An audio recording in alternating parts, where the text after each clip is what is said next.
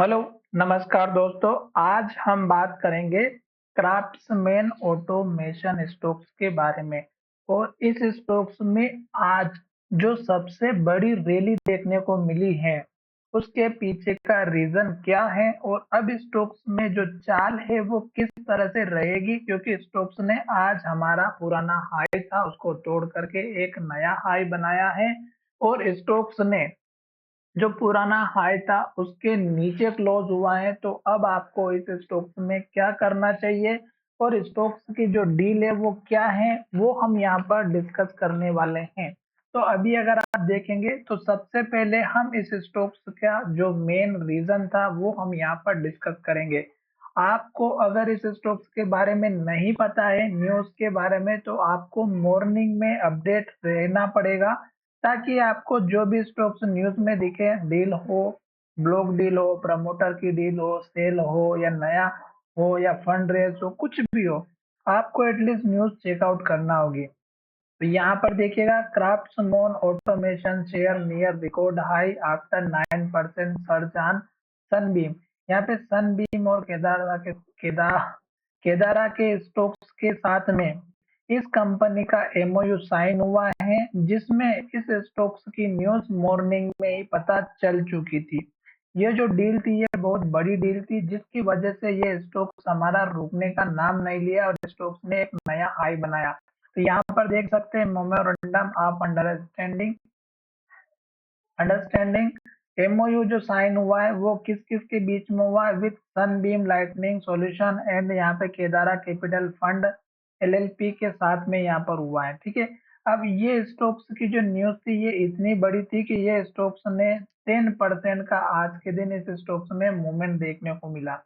तो आपको क्या करना है कि जब भी कोई स्टॉक्स में न्यूज होती है बहुत बड़ी डील को लेकर के या इक्वाइजेशन को लेकर के या फंड रेस को लेकर के, आपको उस स्टॉक्स में एक्टिव रहना है, क्योंकि फिर रिकॉर्ड के बाद रिकॉर्ड टूटते हुए जाते हैं और स्टॉक हमारा एक हाई के बाद हाई बनाते हुए जाता है।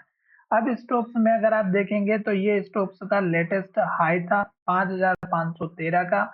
स्टॉक ने इस हाई को ब्रेकआउट किया और एक नया हाई बनाया जो कि 5,656 का है, छप्पन छप्पन का है। ठीक है, अब स्टॉक्स ने जो क्लोजिंग दी है वो अगर आप देखेंगे तो नीचे स्टॉक्स ने क्लोजिंग दी है और स्टॉक्स का ये जो हाई लेवल है, जहाँ पर आप देखिएगा पहले इन्वर्टेड हैमर बने, यहाँ पर भी इन्वर्टेड हैमर बने और यहाँ पर भी इन्वर्टेड हैमर बने। तो जब भी स्टॉक्स इन्वर्टेड हैमर बनाता है हाई पर, तो गिरावट आती है। एक तो इस बात का आपको ध्यान रखना है। दूसरी बात, अगर स्टॉक्स में इस तरह के बाद एक रेड कैंडल बनती है, लो बनता है, लो के पास क्लोज होता है, तो आपको एंट्री नहीं लेना है। फिर देखिएगा स्टॉक ऊपर गया, फिर से इन्वर्टेड हैमर बने, गिरावट आई और एक के बाद एक रेड कैंडल और लो बनाते हुए स्टॉक नीचे की तरफ गया। तो आपको क्या करना है कि अब स्टॉक्स ने ये जो हाई बनाया है, इससे पहले स्टॉक को इस हाई का ब्रेकआउट करना जरूरी है, जो कि 5513 का है। तो अब स्टॉक्स में ये आज की जो बड़ी कैंडल बनी है, स्टॉक शायद इसके अंदर ट्रेड करता हुआ नजर आए। तो ये लेवल आपका जब ब्रेकआउट होगा तो स्टॉक ऊपर जाएगा, अदरवाइज स्टॉक्स में दूसरा जो टारगेट रहेगा वो हमारा यहाँ पर रहेगा छप्पन छप्पन का। तो ये दो तो आपके हो गए टारगेट। ठीक है, कल के लिए जो लोगों ने आज के दिन इस स्टॉक्स को लेकर के रखा होगा उनके लिए। अब हम बात करेंगे कि स्टॉक्स की ये जो कैंडल है बहुत बड़ी बनी है, स्टॉक हो सकता है कुछ दिन इसी के अंदर ट्रेड करे और स्टॉक्स का जो सपोर्ट लेवल है वो हमें एक तो इस कैंडल का हाई जो कि यहाँ पर हाई बना और यहाँ पर लो बना है, तो ये आपको लेकर के चलना होगा। 5,080 के आसपास का ये लेवल है, तो इसको आप मेंटेन करके चलिएगा सपोर्ट लेवल का। ठीक है, तो ये लेवल है हमारा 5,100 का और इस कैंडल का लो है 5,074 का। तो ये लेवल आपका आप सपोर्ट बनता हुआ नजर आएगा।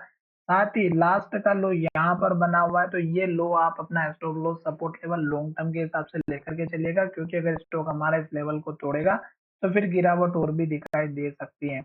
अब हम यहाँ पर बात करेंगे कि स्टॉक्स 15 मिनट में हमारा किस तरह का जो है चार्ट पैटर्न बना रहा है। तो यहाँ पर देखिएगा कि स्टॉक यहाँ से लेके यहाँ तक स्टॉक बढ़ा, फिर स्टॉक यहाँ सपोर्ट लिया, फिर स्टॉक ऊपर की तरफ गया। ठीक है, तो यहाँ पर देखिएगा ये जो बड़ी कैंडल है ये हमारी कौन सी कैंडल बनी है, 15 मिनट की कैंडल है।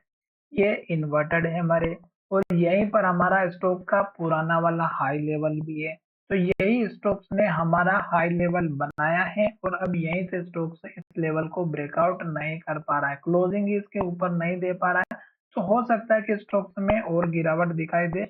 अब स्टॉक्स का 15 मिनट चार्ट पैटर्न में इस कैंडल के लो का पहला सपोर्ट रहेगा 5290 का।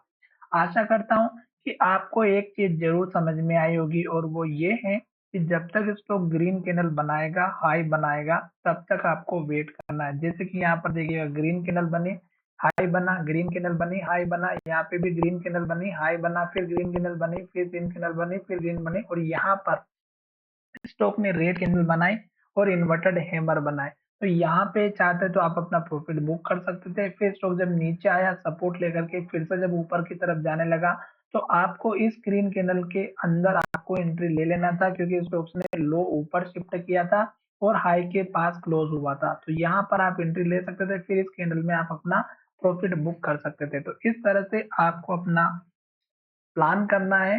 रेड कैंडल में एंट्री नहीं लेना है और ग्रीन कैंडल में आपको स्टॉक्स में बने रहना है। अभी फिलहाल मैंने आपको समझा दिया है। वीडियो अगर आपको अच्छा लगा है तो चैनल को सब्सक्राइब करें और दोस्तों के साथ शेयर करना ना भूलें।